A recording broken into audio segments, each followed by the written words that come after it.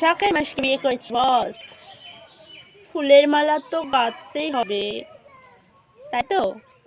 তো কে কে এই ফুলগুলো চেনো বলো তো। আর এই দেখো, আমি এখানে একটা মালা রেডি করে ফেলেছি। তো আমি দেখবো গলায় দিয়ে কেমন লাগছে আমাকে।